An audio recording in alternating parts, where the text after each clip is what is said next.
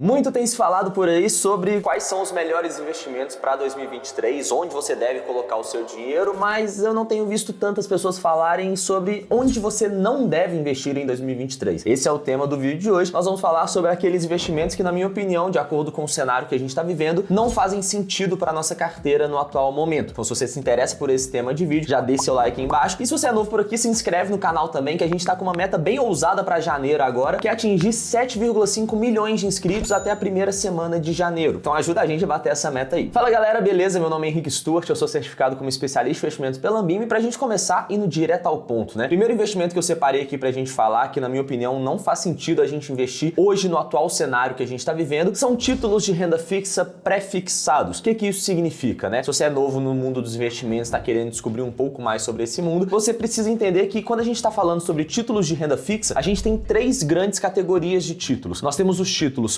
pós-fixados, os pré-fixados e os híbridos, que a rentabilidade vai ser uma mistura de pré mais pós. E aí, o que é o título pré-fixado, né? O título pré-fixado é aquele título que a rentabilidade que você vai ter, ela é definida previamente, ela é pré-fixada no momento da compra, ou seja, no momento que você faz aquele investimento, você já tem certeza absoluta de quanto que você vai resgatar lá no vencimento, caso você segure o título até o final. E isso, num primeiro cenário, pode parecer muito interessante, porque outros títulos de renda fixa, a gente não vai ter tanta previsibilidade igual a gente tem no caso dos títulos pré-fixados. Porque, por exemplo, nos títulos pós-fixados, a nossa rentabilidade vai seguir algum determinado índice, como por exemplo a Selic ou o CDI, ou vai variar de acordo com o IPCA. Então, o que a gente sabe? A gente sabe que a nossa rentabilidade vai ser esse indicador acumulado até a data do vencimento, por exemplo, num CDB que renda 100% do CDI. Você não consegue saber exatamente quanto vai ser o CDI acumulado de hoje até a data do vencimento. A gente tem algumas formas de projetar isso, de fazer algumas previsões, mas não é 100% certeiro. Mas um título pré-fixado, por exemplo, que vai render 10% ao ano, você consegue saber com base no prazo do investimento, com base na rentabilidade e com base no aporte que você vai fazer, você sabe quanto que você vai ter lá no vencimento. E aí, quais são os exemplos desses títulos pré-fixados, né? Nós temos um CDB que é pré-fixado, então você entra lá no site da sua corretora, do seu banco, você vai ter uma opção de título que é um CDB, Certificado de Depósito Bancário, você empresta o seu dinheiro para o banco e lá na frente ele vai te devolver com juros. Tem o Tesouro Pré-Fixado, que é o título do Tesouro que você empresta seu dinheiro para o governo e ele vai te devolver com juros também. E temos algumas LCIs e LCAs que também tem essa taxa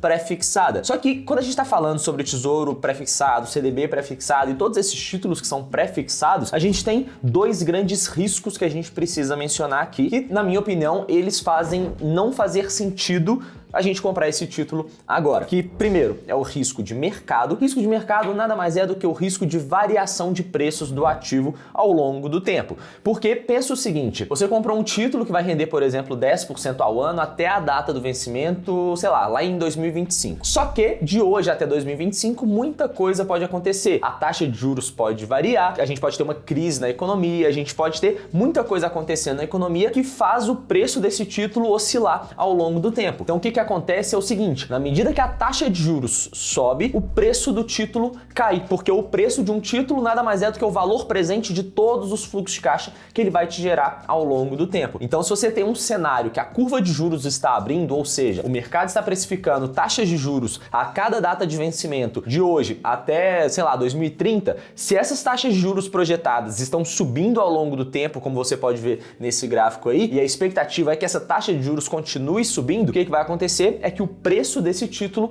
tende a cair. Então o cenário é o seguinte, se você comprar esse título e segurar até a data do vencimento, você vai receber exatamente o contratado. Só que se você precisar vender esse título antes da data do vencimento, você teria que vender o título pelo preço de mercado. E aí você teria que aceitar o quanto que as pessoas estão dispostas a pagar por aquele seu título. E aí se você tem um título que está remunerando 10% ao ano, mas você vai lá no site do seu corretor e encontra um título te pagando 12, 13, 14% ao ano, o seu título vale menos, porque tem um outro título que é muito mais interessante. Para você conseguir vender ele, você teria que vender por um preço bem abaixo para o retorno que a pessoa vai ter ao comprar o seu título seja equivalente ao retorno que ela teria comprando um título de 14% ao ano, por exemplo. Isso é o que a gente chama de deságio. O preço do nosso título, ele tende a cair. Só que, igual eu falei, se você segura o título até o vencimento, você recebe exatamente o contratado. Ah, Stuart, então por que não faz sentido se eu já sei exatamente o tanto que eu vou receber? Por conta de um risco que a gente chama de risco de inflação. Imagina que você prefixou o seu título a 10% ao ano, só que você vai segurar esse título até 2026, 2027, por exemplo. São vários anos acumulados até lá. Será que a gente não vai ter uma crise no meio do caminho que vai fazer a inflação, por exemplo, subir e atingir 11% ao ano? E aí, se você tem um título que te paga 10%, mas o seu dinheiro perdeu 11% do poder dele, do poder de compra que ele tinha, você não ganhou 10%. Na verdade, você está 1% mais pobre do que você estava inicialmente. Então, num cenário que a gente pode esperar uma eventual crise, com todas essas políticas que o Lula ele tende a querer adotar, e a gente já está vendo o mercado precificando que elas não vão ser tão interessantes assim, pelo menos o mercado não está enxergando que essas políticas econômicas que a gente vai ter daqui para frente, elas não vão ser tão interessantes. O que vai acontecer? A gente pode sim ter um cenário como esse, a inflação disparar. Se a inflação dispara e você prefixou uma taxa específica no seu título, pode ser que você tenha esse risco de não ganhar aquilo que você estava contratando. Você vai ganhar, só que o seu dinheiro vale cada vez menos e aí não compensou fazer aquele investimento. O segundo ativo que eu separei aqui pra gente falar, e se você ainda não deixou o seu like, deixa aí para o algoritmo do YouTube entender que esse é um vídeo relevante para você e ajudar outras pessoas também. Mas o segundo tipo de ativo que eu separei pra gente falar são aqueles ativos que não geram fluxo de caixa e não têm uma liquidez muito alta. Por exemplo, eu separei aqui alguns exemplos pra gente falar: ouro, obra de arte, dólar, carros antigos, todos esses títulos que não geram fluxo de caixa ao longo do tempo, todos esses títulos não, né? Todos esses ativos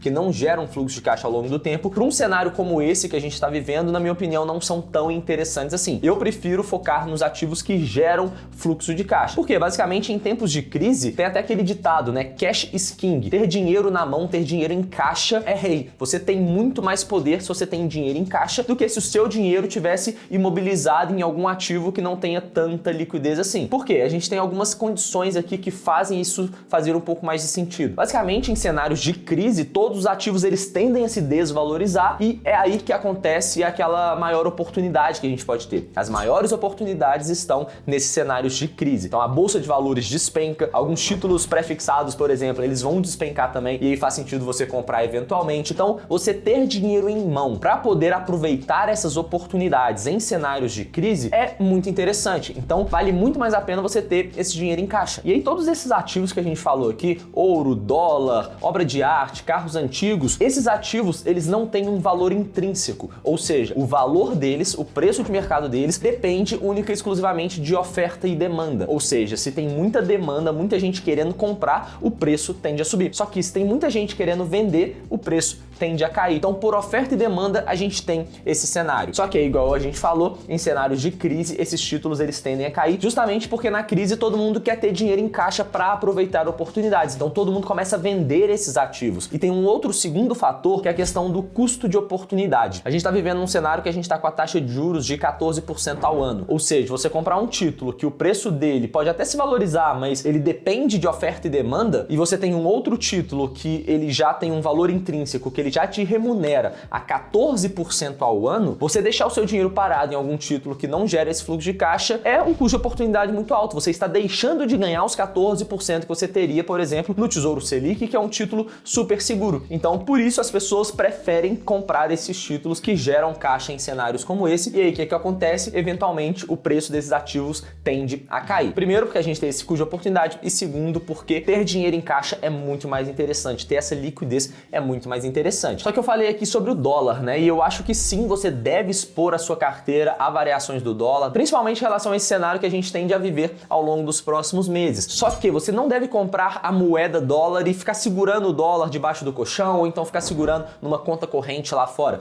Não, se você for expor o seu patrimônio ao dólar, faz muito mais sentido você comprar ativos geradores de caixa que são dolarizados. E aí existem várias maneiras de você expor o seu patrimônio a essa moeda. Você pode comprar ações de empresas exportadoras na bolsa de valores, por exemplo. Por quê? Empresas exportadoras, elas vendem os seus serviços, os seus produtos para fora do Brasil. Então a receita delas é em dólar. E se o dólar sobe, você se beneficia dessa alta do dólar. Você pode comprar títulos do Tesouro Americano. Então, ao invés de você mandar o seu dinheiro lá para fora e deixar o dinheiro parado, você manda o seu dinheiro lá para fora e compra títulos do Tesouro Americano. É como se fosse o Tesouro Direto lá dos Estados Unidos. Você pode também comprar ETFs na bolsa de valores, tanto aqui do Brasil quanto lá dos Estados Unidos. Por exemplo, a gente tem aqui na Bolsa do Brasil um ETF que chama IVVB11, que é um ETF que vai comprar cotas do IVV, que é um ETF lá na Bolsa dos Estados Unidos. E basicamente o que está acontecendo é que nesse ETF você está expondo o seu dinheiro às 500 maiores empresas do mundo que são negociadas lá na Bolsa dos Estados Unidos. Então, se essas empresas elas tendem a subir, se o dólar sobe, a sua cota do ETF também tende a se valorizar. E por fim, você pode comprar também ações americanas, que são as stocks, e também os REITs, que são os primos dos fundos imobiliários que são negociados